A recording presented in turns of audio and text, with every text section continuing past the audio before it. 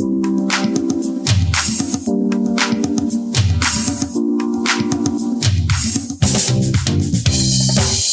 to Politics Done Right. I am your host, Egberto Willies. This is a progressive program that will take the mystery out of politics. This is the program that will encourage you to make sure government becomes we the people. Whether you are liberal, progressive, conservative, or otherwise, you get to air your point of view. We are an independent media outlet that, unlike mainstream media beholden to corporations, we only owe allegiance to you. Remember, you can also send me a tweet at EGBERTOWILLIES. That is at Egberto Willies. Let us engage. It is Politics Done Right. Welcome to Politics Done Right. From the studios of KPFT 90.1 FM Houston, your community radio station, we have a great program for you today. Alexandria Ocasio-Cortez destroys minority leader Kevin McCarthy in the House. I've been concerned about the supply chain and how they try to make it an issue. We're going to clarify that again. We're going to talk about Larry Summers and inflation and what we should do about stimulus, etc. Folks, we have to understand these issues first of all, because the only way we are going to elect the right people to ensure that they do what's in our best interest is to really understand this stuff. And it's not difficult.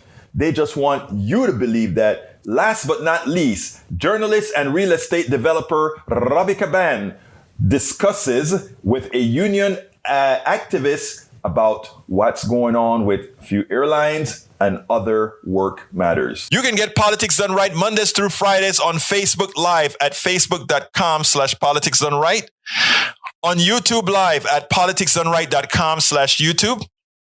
Please do not forget to follow me on Twitter for updates. My handle is at Egberto Willies, at EGBERTOWILLIES. Before you get started, please remember to keep your community radio station in your minds, KPFT in your minds. Talk about it. Tell your friends about it. Tell them you know about this station in town, 90.1 FM Houston, that needs your support, that is there to provide that nourishment that we need.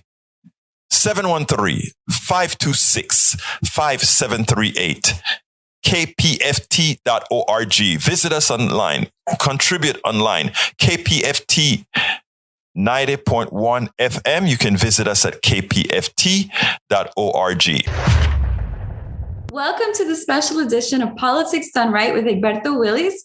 And I am your co-host today, Ravi Caban. And I'm really excited to bring on one of my favorite people, whistleblower, activist for labor in Atlanta, Georgia, Evette Avery. How you guys doing today? Evette, actually, I want to give you the chance to introduce yourself. I know you, but could you please just give a little snippet about who is Evette Avery? Well, hi. Yes, you said I'm Evette Avery, unionist, workers' right activist here in Atlanta, Georgia. Been around for several years just fighting for people's rights. You know, we have to do that, especially in this state, is right to work at will. So that's something that I like to do, and that's something that's in my heart that keeps pushing me every day. And how long have you been a labor activist? I've been a labor activist almost 15 years. We're going to talk about a little bit about what happened to you. Let's get right into it, if you don't mind. You worked for a huge corporation in Atlanta, Georgia, an airline. Most of the time, people don't think of airlines as corporations. And you were there 7 years, impeccable record. And your story, I'm going to catch people up to speed, and then we'll get into some additional questions. I believe you recently interviewed with Egberto alone, but for those people that don't know you. So there are many people who have been retaliated against and terminated, but your story is interesting, not only because we all need to talk about these things in the day and age of workers' rights and people quitting and exploitation of workers with corporations, but you were there with an impeccable record for 7 years, and you were hired while you worked for another company. But once you became effective as a union organizer, basically helping your coworkers to get medical, to get time off, to get things that any, responsible, righteous employer would offer, you were targeted and you were told what exactly? Could you brief people? Yeah, so I was pulled into the office and told that all of a sudden my job with UPS was now a conflict of interest with Delta Airlines. After 7 years being hired, as you said, with it on my resume. So all of a sudden it's a conflict of interest, and told me that I had to choose between which job I wanted to keep. But interestingly enough, during that time, the work that you were doing, the organizing, was actually making a little headway, wasn't it? You were appropriately organizing, writing letters to the company, advising, this is what the staff needs. This, again, basic things. I think there's something interesting about your particular case, because again, other people this has happened to a lot of people. But you in particular, with this impeccable record, who disclosed this on your resume, was still targeted. And the people you were organizing, and I'm glad you mentioned the company, just tell us a little bit about some of your coworkers. So these are called below wing employees. And were they predominantly people of color? Were they predominant? Tell a little bit about it. There's a reason I'm asking. Right. So I was actually a gate agent. So I was above wing worker, but I was helping to organize the below wing workers and cargo workers, which are predominantly people of color. So I'm out front being boisterous about, what they needed, because I came from below wing. So I knew very much, and we're very, aware of the things needed there. So I stood out as somebody who was speaking out, and they didn't want that to catch wind of above wing as well, which is also predominantly people of color and women. So they stepped in really quickly to try to see how they could, move me on out the way. I'm glad you explained it that way. And I need to really work a little better I know your story, but I want to get to some, I guess what people would call the meat and potatoes. So there are components, and thank you for clarifying that you were above wing, the frontal employees, because oftentimes the face looks a certain way in certain departments. And then the people doing the work, some people may call it the hard labor, the grunt work, looks a certain face too. Right. And so you were there as a frontal employee working for people who weren't always seen. Is it fair to say that those people were predominantly Black and brown? Yes, of course. Is it fair to say, and the people in the departments that make basically the operation run, who are predominantly Black and brown, were ununionized, unrepresented, right? Right. There's an interesting thing about this company. Are there certain departments that are unionized in the same company? Same company. The pilots are the only unionized workforce, predominantly white and male. So definitely a big difference. So that's fascinating. Same company, Delta Airlines in Atlanta, Georgia. And ironically, Atlanta, Georgia is a right to work state, right to fire. And you, after you were retaliated against, I believe you were suspended for 30 days, right? Without pay. 4 months, no pay. And then tell us what happened. You even have a recording from an HR rep, right? A Delta Airlines HR rep. And during the month you were suspended, because of course, tell me a little bit about the experience you had when you were suspended. Were there people calling you? What were they telling you? Oftentimes when people are really strong like you, they get all these people in the background. I've seen Maxine Waters talk about this. Maxine, you got to tell him this. Maxine, keep going. Maxine, this. So what was happening during this time? I believe you even got sent an article, something that the airline was doing, a marketing component. Talk a little about that, please. Yeah, so it was a lot going on during that time frame. So being suspended, of course, people from HR reaching out, and they wanted me all of a sudden, again, to follow Delta policies, but you put me out on the street and didn't want me to record anything that was transpiring between us, even though that was my right in this state of Georgia in the one-party law. So besides that, of course, we have people coming out of the woodwork from saying, hey, this has happened to me. This has happened to me. It's a lot of people who have been done wrong and retaliated against and harassed at this company who never spoke out. But they came to me and let me know what their stories were. So I had a lot of people coming around doing that as well. Besides that, of course, I'm being suspended. Delta Airlines is out here paying $83,000 to open up the MLK monument. All of a sudden, you're suspending me. Now you're saying, hey, we believe what MLK believed in, which you really don't. So it was two faces. The company puts one face out for the public, but we as employees was getting another face. So it was a lot going on at that time. Definitely a lot going on. Thank you for being so transparent about that. And the interesting part is I know you personally, which is why I asked Alberto, can I please interview Evette? I know he did, but this is a little bit of a different angle, but more than the update on what occurred. Ultimately, you sought legal counsel. Were you able to find an attorney in Atlanta, Georgia? No, attorneys in Atlanta would not touch it. Delta owns Atlanta in many aspects. So through not only companies, politicians, as well as, attorneys, all have their hands somewhere within Delta. So there's like, no, we can't represent you because we have some business with them. Or no, right. We don't do that. So we fly Delta. Exactly. Like I have it. No, I'm a medallion. No, why would I? So they were turning me down left and right. So you had to go with a company outside of Atlanta, Georgia, and this company, it was so pervasive, what was occurring, retaliation and terminations, anti-labor tactics, which it went viral. But that being said, the company had an entire file.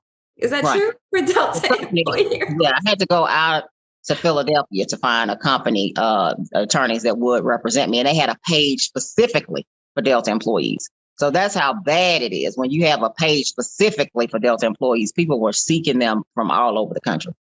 So it's interesting for people who don't know, Georgia's right to work, right to basically is this fair to say someone can be terminated for any reason at any time? And the recourse they have is a legal recourse, but you're already terminated out the door. Your badge is taken, your entryways are taken. So it's interesting. Perhaps it's more than a love for Atlanta that Delta stays in Atlanta, Georgia, and then has hubs everywhere, right? Because we're going to get into a little bit of the strategy that we've uncovered here. And Egberto is going to be so kind enough to put up all these images and show exactly. We did a show the other day with Kamal Franklin of the Community Movement Builders, and he was discussing the political apparatus in Atlanta, Georgia, the quote unquote Black Mecca. And this ties right back to you because you brought up the politicians and how companies can own a city. And we hear all these discussions of Amazon and Amazon cities. So I believe you were on the forefront of this, and I believe this already happened with you, and that Delta, as you said, is owned or owns Atlanta, Georgia. So you are a Black woman. Is that fair to say? Yes, it is. Because you really could be Dominican, you could anything that made it. So, but you happen to be a Black woman. Yeah. And thank you for confirming that. And you live you live and work out of Atlanta, Georgia, in the Black Mecca, right? I mean, that's fair to say. That's what's said. You did work for Delta Airlines for over 7 years with an impeccable record and disclosed that you had another job on your resume. And when you became effective organizing Black and brown workers, you were suspended for 30 days without pay and spent a 2-year legal battle, had to get a firm outside of the Black Mecca. And during this time, did you approach any politicians, someone that would be relevant? I happened to be with you when you did it, but Can you talk a little bit about approaching a now mayoral candidate named Andre Dickens, who was the Transportation Committee chair in Atlanta? Yeah, so I did bring this to him personally on several occasions via email, as well as when I went down to Atlanta City Hall and spoke on this same matter and got nothing. Was ignored, email never returned. Now, if you're running now for mayor of Atlanta over predominantly people of color, this is the Black Mecca, and you wouldn't even reach out during your position as a transportation chair to try to fix something or try to mediate or try to see what you could do to help that situation. I felt totally ignored. And the people of Atlanta should recognize that. If you can't deal with people who work in Atlanta and bringing you issues, then what would you do if you're over the entire city? So not sure how that's going to work out for him. And I'm glad you explained it with passion, because I was really disappointed in Andre. Andre Dickens is an at-large Atlanta City Council, and he was the transportation committee chair, and he had all the authority, and I watched you approach him. I saw your emails to him, and to just leave you out there. And the really heartbreaking part about this, Egberto, is that, and I don't have to tell Evette this because she lived it, and you've already heard that this is happening to so many people, particular people in a particular city. But it's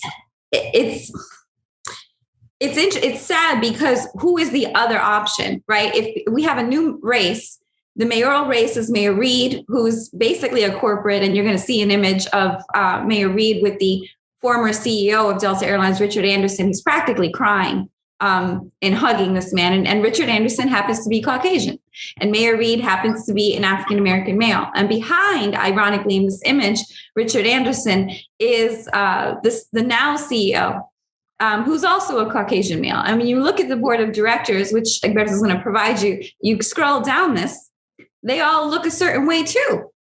And the now CEO is on CNN talking about how he's ashamed of the lack of diversity.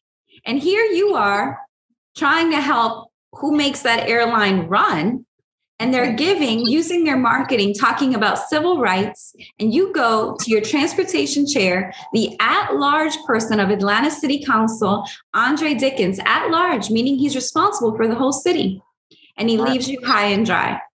Correct. And the other part is, who else do you have to go to? These are our Democrats. So are we supposed to vote Republican? Does it get any better there? Egberto, I'm saying this because this is the context of where people of color are at in Atlanta, Georgia, where we're discussing rights to vote, right? It became a national topic. And these are our options. In other words, we have no options. I mean, is that fair to say how you felt? Very true. That's exactly how I felt. It was like, who else can you go to? Like, if you can't depend on the people who are there, supposed to do their job there, then where else do you go? So we had to turn to try to, do our own thing, try to push it out to the public social media wise. We had to do it our own way. If I may piggyback on what Ravi just said, because when she said no options, I just want to add a corollary to that, in that the options are exactly what Evette and Ravi are doing right now. And that is opening the eyes of people who would otherwise not have known this. So using platforms like these and others, Evette and Ravi, I just have to thank you guys for that sort of opportunity to get that information out. And I just want, I didn't say anything earlier, but I just want everyone to know that Evette Avery is one of my heroes.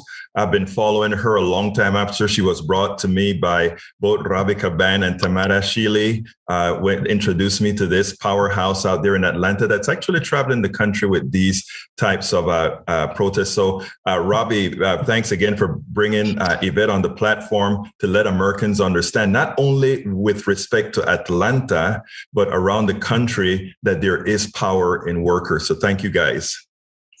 Anytime. The only thing I want to add on that, and thank you, Egberto, and thank you, Evette, because she's really the one who took the hit. And I asked you about your partner and your son, because when someone like Evette takes the hit, everyone's affected in their family. So all these people coming behind saying, keep going, Evette, this happened to me, this happened to me. The truth, when people say there's power in workers, there's really only power in organized workers. Right. And that's where this company is literally, and I'm going to say this directly because I've actually experienced some things as well, but Clayton, the airport in Atlanta, Georgia is in Fulton County and is in Clayton County. Okay. And the revenue is the second largest employer in Georgia. And right now there's kind of a political argument with the Atlanta City, who runs the airport, huge revenue, second largest employer, and the state, who wants it. So the city is predominantly Democratic. The state is predominantly Governor Kemp. I'm sure you've heard about it. But the reason I'm bringing this up is because civil rights, which, obviously this is Evette is affected in that way, as we all are, and labor rights, right, voting rights, the right to vote, the right to access voting, and the right to organize, they're kind of integral, aren't they? And they're both happening in Georgia. Evette, I want you to explain to people how you see it, because you're not only a labor activist, you're also a voting activist. I've Correct. seen you out there, in the fields, in the streets. Can you talk a little bit about how you see it? Well, definitely labor and civil rights, voting rights all go hand in hand. This is something that has been fought for years. And we are here in the birthplace of MLK, where a lot of this stuff took place. And it should be a priority for these companies that are getting behind, even like Delta Airlines, getting behind these horrible voting legislations and then try to, back up out of it all of a sudden. But you're spending money to suppress the vote. I even came out about that. These companies are suppressing the vote, but then and exploiting their workforce all at the same time. So we're seeing all kind of, things that show how they do correlate when it comes to your civil rights, your voting rights, and your civil rights, all being violated by these companies and pressed down on the workforce. Really, Julian Bonds, who's in a photo, at what you're talking about, the civil rights, when Delta's giving money to this, but also giving money to the right to restrict people's access to vote. And it's interesting because there's a pattern here. They're also restricting their employees' right to vote. And it's certain people who are being restricted. And it's certain areas and communities that are being harmed and not receiving the revenue out of the airport, maybe like Clayton County. And interestingly enough, Clayton County is predominantly people of color, isn't it? And Clayton County schools don't have the funding that they need. And maybe if we didn't allow this company to own a city and own politicians, do you think it might be different? Oh, it definitely would be different. And we can see that in the other models around the city who, other areas that they do support well versus the areas that they don't. If it's people of color and predominantly people of color, it's not being supported.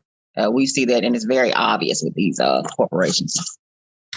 I'm mentioning this, and I'm asking you about these specific topics because it's all kind of convoluted, but I want people to understand when you hear media, like there's a reporter, Maria Saporta, who, if you look at her visually, she's a Caucasian woman. Her writer, David Pendergrass, I believe, is a Caucasian man. They won't touch Delta Airlines in negative press, but they were once sponsored by Delta. So when you have your media, and people are so busy and concerned about their livelihoods, this is why independent media is so crucial. Do you think that's fair to say and true?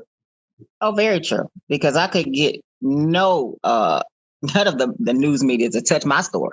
So I know for a fact, I sent them specifically myself, could not get a response on that. Nobody wants to touch Delta Airlines here, not on anything negative. Now they'll preach and put them out for any positive things they want to do.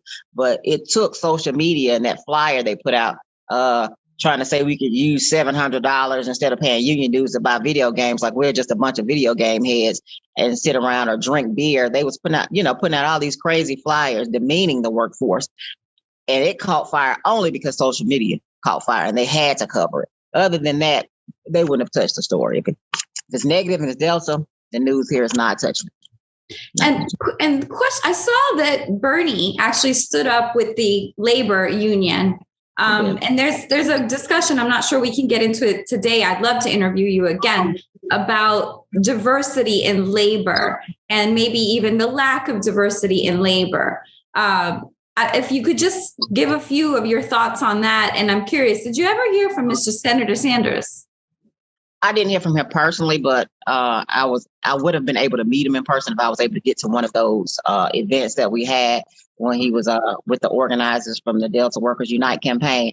But it is an issue in the labor movement as well. I'm a Teamster, been a Teamster for a long time, and our representation needs to look like the workforce, look like the employees, look like the membership. If our membership, predominantly women or predominantly people of color, we need to see that instead of a white male dominated area. And that's in all, they looking like the corporations, but our unions need to work on that as well. That's something definitely needs to work on. Do you think that organizing for labor would be more effective if they were operating more inclusively and a representative of the demographic, as opposed to behaving kind of similarly like the corporation, where certain people have privileges, certain people are heard, certain people are seen, As in the case with Delta Airlines, their board of directors, their executives have contracts. Their pilots, who are predominantly male, have union contracts. And I mean, is that fair to say? It definitely is. When people see themselves out there, they're like, oh, okay, so they do care about us. So it's not just, hey, these same type of, white males all the time, and these are the ones that are going to hold the power, and I don't hold the power. No, you as the worker, you as the member, you hold the power. So stand up, run for office, become elected, become that leadership, because that's what we need to do. But organized power. And when you do get in office, like Mr. Dickens, okay, please don't leave your folks behind. Exactly. Answer your emails, sir. Respond to your constituency, sir. Oh, Egberto, please, do you want to add input before we? Right. I just wanted to get a question before your last question. And this is to Evette. We kind of discussed this a little bit while we were getting on. And that is the movement that you represent, the worker movement, has started to metastasize all over the country in the last few weeks.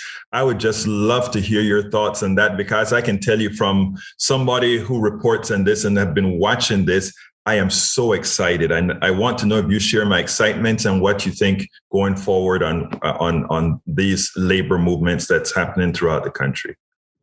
Like I said, I'm thoroughly overjoyed to see that now, workers are realizing that they hold the power. The organized workers, especially, they're calling for strikes all over the country because of, unfair treatment, poor contracts.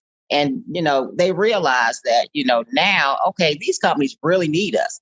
Hopefully, the workers who are not organized will get together and organize. And I believe that's going to be our future here. More organized labor, catching fire throughout the whole U.S. and people realizing that they really hold the power and they're making the money for the corporations. They should share in that.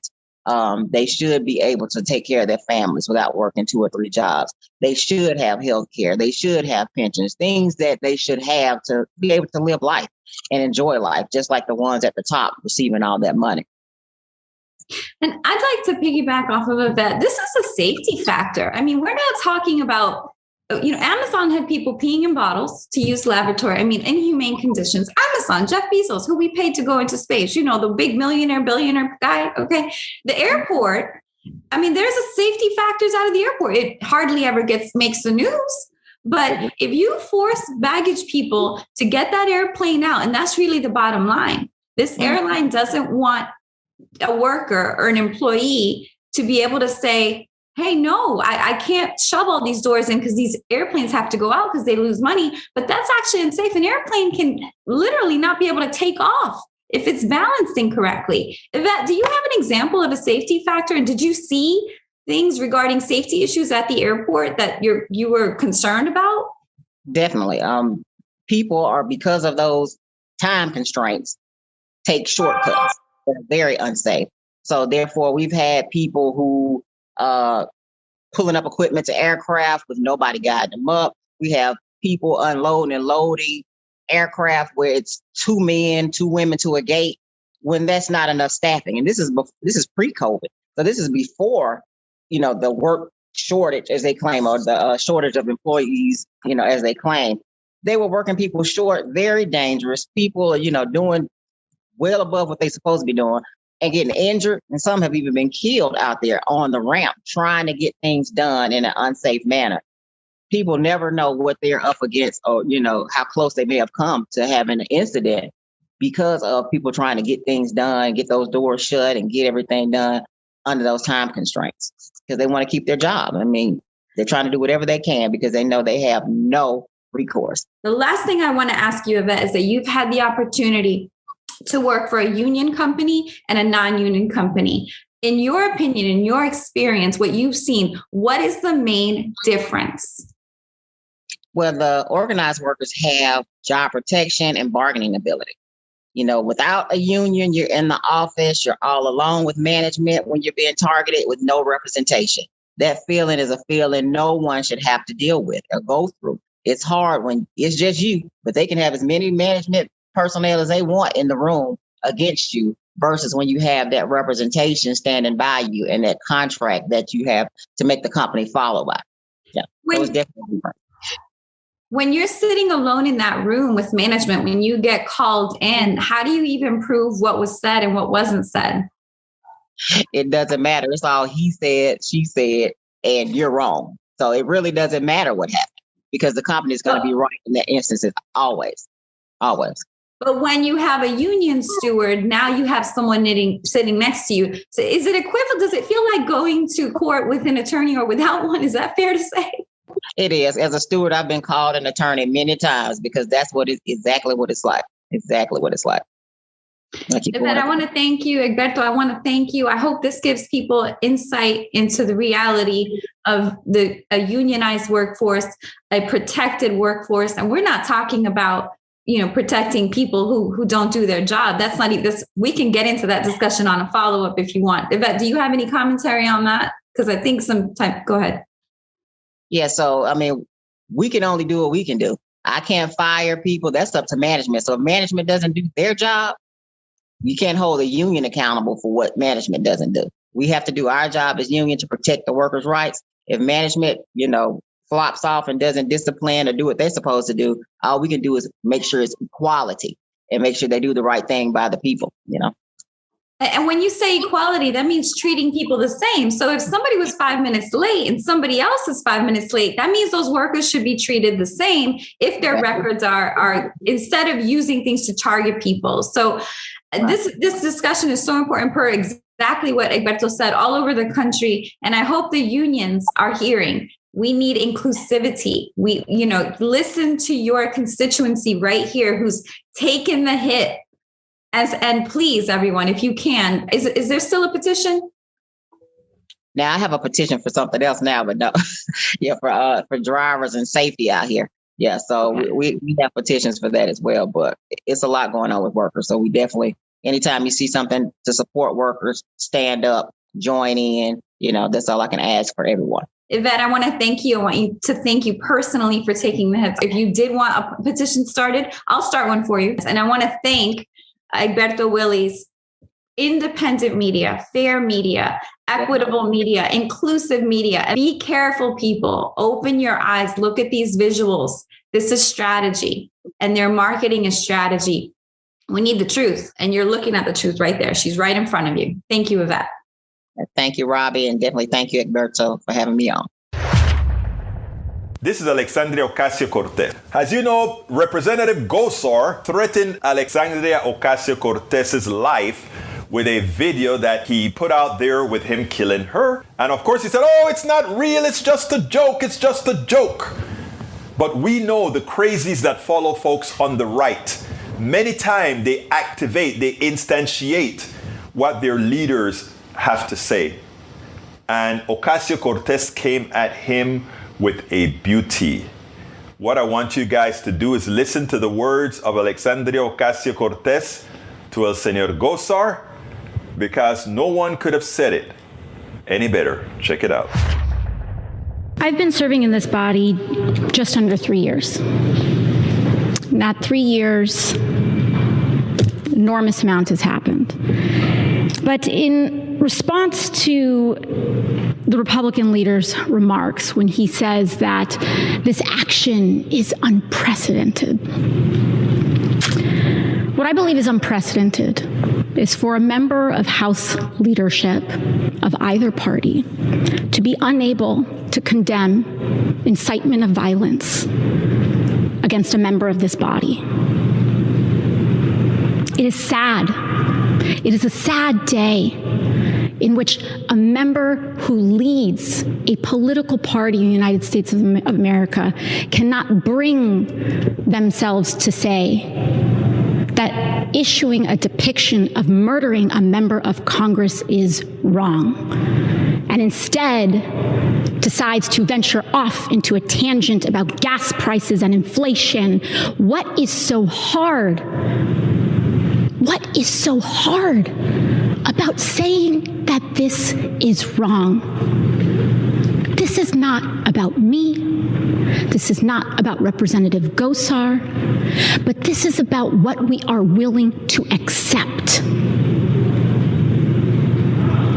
Not just the Republican leader, but I have seen other members of this party advance the argument, including Representative Gosar himself, the illusion that this was just a joke. That what we say and what we do does not matter so long as we claim a lack of meaning. Now, this nihilism runs deep, and it conveys and betrays a certain contempt for the meaning and importance of our work here. That what we do, so long as we claim that it is a joke, doesn't matter. That what we say here doesn't matter. That our actions every day as elected leaders in the United States of America doesn't matter. That this chamber and what happens in it doesn't matter. And I am here to rise to say that it does. Our work here matters. Our example matters. There is meaning in our service. And as leaders in this country, when we incite violence with depictions against our colleagues, that trickles down into violence in this country. And that is where we must draw the line, independent of party, identity, or belief. It is about a core recognition of human dignity and value and worth. So when we talk about, as mentioned in the resolution, that these depictions are part of a larger trend of misogyny and racial misogyny, racist misogyny. This has results in dampening the participation. And so this vote is not as complex as perhaps the Republican leader would like to make folks believe. It's pretty cut and dry. Does anyone in this chamber find this behavior acceptable? Would you allow depictions of violence against women, against colleagues? Would you allow that in your home? Do you think this should happen on a school board? In a city council? In a church? And if it's not acceptable there, why should it be accepted here? Lastly, when the Republican leader rose to talk about how there are all of these double standards and lists a litany of all these different things, not once did he list an example of a member of Congress threatening the life of another. This is not about a double standard, and what is unprecedented and what is tragic is the descent of transgression in this body. I grew up as a little girl with awe about our nation's capital. The reverence and the importance and the gravity of our work here. You have additional 30 seconds. Gentlelady is recognized. The gravity of our work here. So the question that I pose to this body in response is, will we live up to the promises that we make our children? That this is a place where we will defend one another regardless of belief. That our core human dignity matters. If you believe that this behavior is acceptable, go ahead. Vote no. But if you believe that this behavior should not be accepted, then vote yes. It's really that simple. We constantly hear about supply chain. The supply chain is all screwed up. And somehow Biden needs to do something about it. Democrats need to do something about it. It's their mismanagement that's causing the problem. You know, inflation is starting to go up, and it's because of the supply chain, and inflation is because of what Biden is doing. Look. Here are some statements of fact. Inflation is not being caused Well, I tell you what, let's go ahead and play the supply chain, some inserts, some clips from the supply chain issue that actually played on 60 Minutes, which I thought was quite well done. And it points out that this has nothing to do with the government. And then we'll go into a little bit deeper into the supply chain issue, and not only the supply chain issue, but also the inflation issue. I think it is very important for us to understand this. Check this out. 60 Minutes did an important piece. I'm going to put the screen up right now. That points out exactly what I've been saying for quite a while. The real supply chain problem has very little to do with the government. It's there's a line that I want to read out of the interview that I think is very, very important. And what it says here is, Bill Whitaker says, the truckers blame the terminals blame the shippers, the retailers blame the truckers and the shippers. How do you get that contentious group to sit at the table, stop pointing fingers, and actually clear out the backlog? And of course, Gene Soroka, one of the port managers, says, that's been the toughest part. They cannot actually get it done. Singapore and all these other countries have invested in infrastructure to solve these types of problems. The store shelf, the people who are profiting the most are those shippers who can now charge for storage, those shippers who are charging for just about everything that the delay has caused, that the private sector has caused with these delays. So the store owner, that little store owner, he is paying for this delay. If that little mail order business that you have, you are paying for it. It is yet another method of extraction. The supply chain, as shown in this particular 60-minute report, shows exactly that it has very little to do with government. It has everything to do with the private sector. It has everything to do with a few within the private sector deciding that they can take this opportunity right now for their own failures to make money on their failures. Look, it is important that we note something here. Notice what they said. The shippers are blaming the truckers are blaming the shippers are blaming the warehouse holders, the retailers are... Look, it's all a fight between private sectors, right? Different parts of the private sector. Has nothing to do with government. But the overarching argument that's been placed by the plutocracy here is anytime there's an issue that affects the people at large, blame the government. Why do you want to do that? Because they don't want you to see the failure that is the private sector, that the private sector is a profiteering agency that without controls continue to eat the little, continue to eat those without price and control. So let's get it clear here. One, they attempt to say it's this great stimulus that we put into the system that created the problem. The stimulus is responsible for nothing more than 0.4% of increased expenditures. In other words, absent the stimulus, we are just over by 0.4% how much the entire amount of money we would have spent in the country. Therefore, at best, increased inflation could only be attributed for 4%. But let's back step from there. Inflation isn't this magical thing.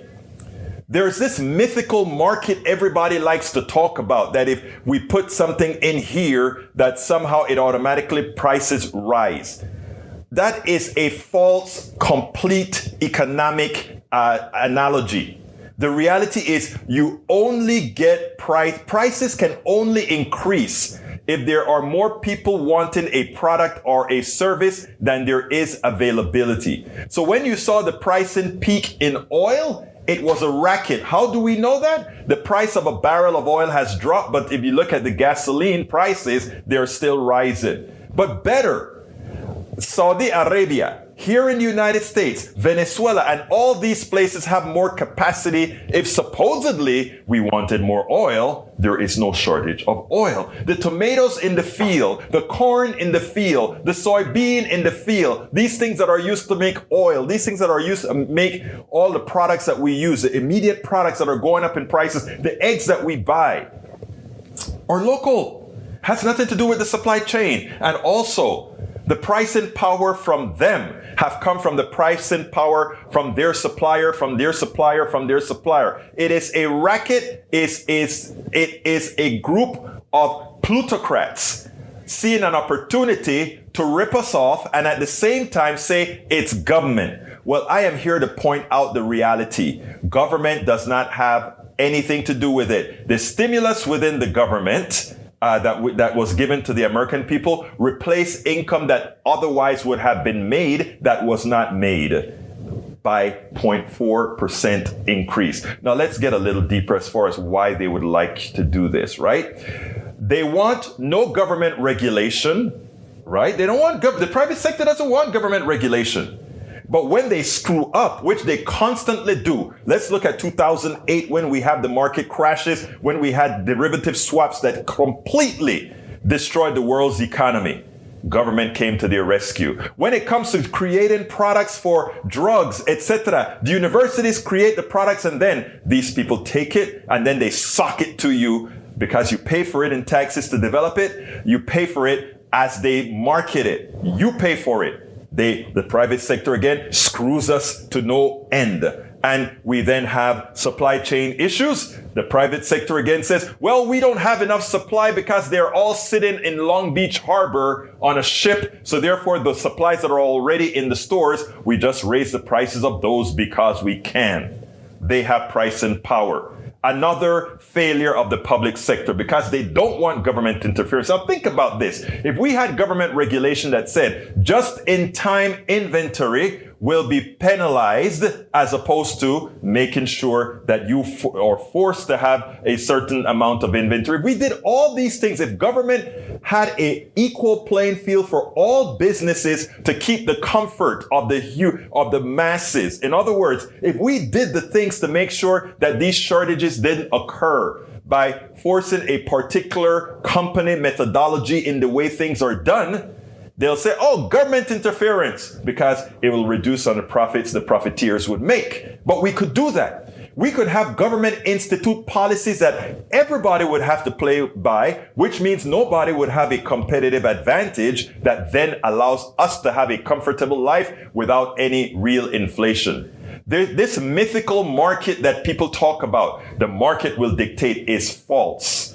There ain't no market. The market is false. The market is something that's mandated by a few at the top that decide how it will operate. And to think that this mythical market is free for those who all want to participate is the biggest lie that has been told to every particular person that believes in this economic system. And until we get the knowledge within us to understand that it's a racket, we will continue to pay the ups and downs where a certain group of people, whether we go up or we go down, they profit. Notice how Amazon profited from the pandemic and Amazon profited before the pandemic. These big corporations profited after the pandemic, during the pandemic, and before the pandemic. You know why? Because there ain't no market. They control the economic flow. Understand it, and then you'll understand what drives this system. Larry Summers' support for Build Back Better after really hitting the rescue plan pretty hard is probative, it's important, but it also shows a value issue that I take exception with him about. Let's listen to what he had to say, and then we'll go ahead and take it on the other side. Reversing inflation is a top priority of his. This came after the Bureau of Labor Statistics' Wednesday announcement that consumer prices were up 6.2% over the prior year.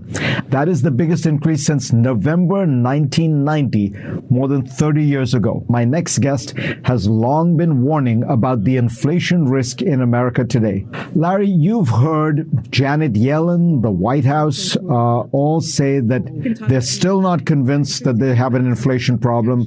It's temporary. How do you respond? They forecast that inflation would be 2% this year in the president's budget. It's 3 times that. They said in the summertime, after they'd been initially wrong, that inflation would be back to normal by the end of the year. And they said early in the fall that inflation would subside early next year. Now they're saying that it's going to subside in the second half of next year. Sooner or later, I'm sure it will subside. But my judgment judgment is, given the inflation momentum that has built up, that it's going to take some significant policy adjustment or some unfortunate accident that slows the economy before inflation gets back to the 2% range. What do you mean when you say a kind of dramatic, significant policy action? Are you thinking of something sort of like what Paul Volcker had to do to break the back of inflation in the early 1980s? Not talking about the kind of interest rates that Paul Volcker engineered, but we are talking about a more aggressive approach to monetary policy than the Fed is now talking about. You know, there's a lesson, Fareed, from the experience of the 1970s, which is the difference between higher and lower unemployment is 2 or 3% of the people being unemployed. The difference between higher and lower inflation is 100% of the people feeling they're being robbed of purchasing power by higher prices. Now, I can explain, and I do in my economics classes, that higher prices mean higher wages. So the two go together. So it doesn't have that big an effect on people's standard of living. But that's not how most people think about it. I think inflation had a lot to do with electing Richard Nixon. I think it had a lot to do with electing Ronald Reagan. I think for many people, inflation is a test of whether the country's under control. I think it's therefore very important for an administration like President Biden's, for a Fed like Chairman Powell's, that want to project a sense of competent control to be addressing the inflation issue. Explain to us, if you are right, why is it that inflation is rearing its head now? For the last 30 years, everyone who has predicted high inflation has been wrong. And you yourself, you used to write just about a year or two ago about how the basics, what you call the secular trend in the economy, was stagnation, was low growth, not likely to trigger inflation. What changed? What happened to change your mind? So I've never projected inflation any time in the last 30 years. What changed my mind was that this year we had a fiscal stimulus program equal to 15%, 14 to 15% of GDP in an economy that was only a couple percent short of its capacity. And so if you inject that much demand with that little a capacity margin, it figures you're going to get inflation. And the only time we did anything like it was during World War II or during the Korean War, when we got inflation. Your biggest concern was about that massive COVID relief bill. Do you share the same concern about the infrastructure bill and the other bill that might go through Congress? I don't, Fareed. I would change those bills, but if I had to vote up or down on them, I would vote up. There are two big differences. First, those bills spend less over the next 10 years than the massive 2021 bill spent over 1 year. Second, those bills, unlike the 2021 bill, have tax increases that cover the expenditures, and in addition include significant public investments that will raise the potential of the economy to produce more, which will lead to further tax revenue. So it's a completely different picture. So in a sense, you're saying the mistake was made by spending that $2 trillion. That's the mistake that has to be remedied. You're not advocating voting down these two bills. No, I think it would compound the error we made last spring when we supported much too much money giving away. If now we rejected investments in expanding the economy's capacity, it would compound the error we've already made if we were to vote down this bill. Much better to fight inflation by supporting a strong and independent Fed doing what it needs to do.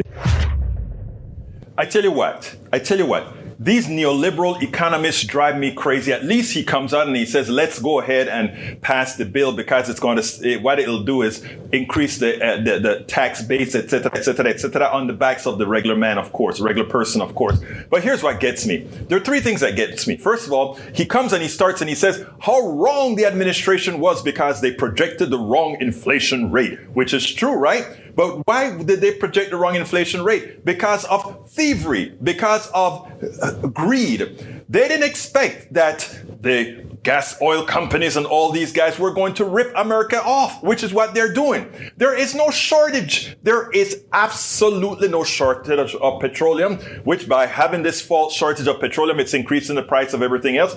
There is the problem with the supply chain. Whose fault is that? It's the private sector. That has nothing to do with supporting the rescue plan that America needed. America needed a humongous rescue plan because everybody was shut down, out of work, and we had to replace that. In fact, if you take a look at how much that rescue plan is worth, if the economy had not catered in the first place, what you would have found out is that you would have had only 50 billion or so more money in the economy. Now, let's take this a little bit further because it is so important that we take this further.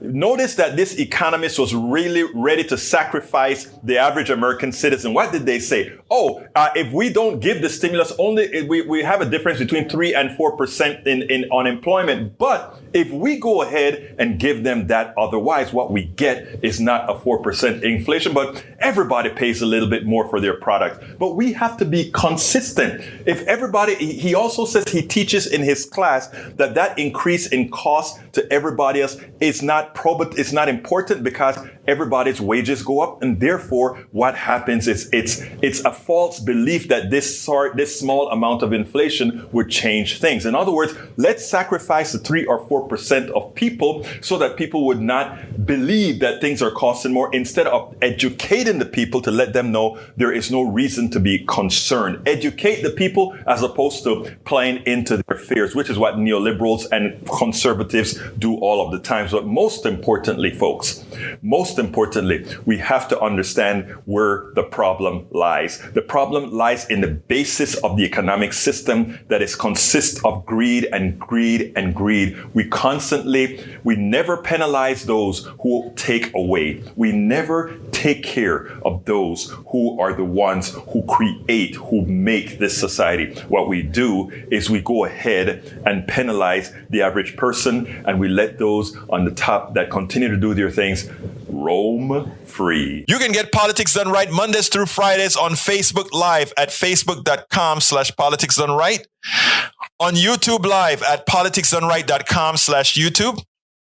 Please do not forget to follow me on Twitter for updates. My handle is at Egberto Willies, at EGBERTO Willies. Please remember to keep your community radio station KPFT in your minds. Talk about it. Tell your friends about it. Tell them you know about this station in town, 90.1 FM Houston, that needs your support, that is there to provide that nourishment that we need. KPFT.org. Visit us online. Contribute online. KPFT 90.1 FM. You can visit us at KPFT.org.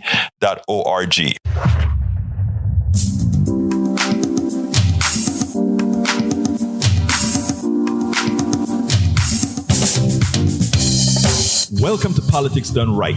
I am your host, Egberto Willies. This is a progressive program that will take the mystery out of politics. This is the program that will encourage you to make sure government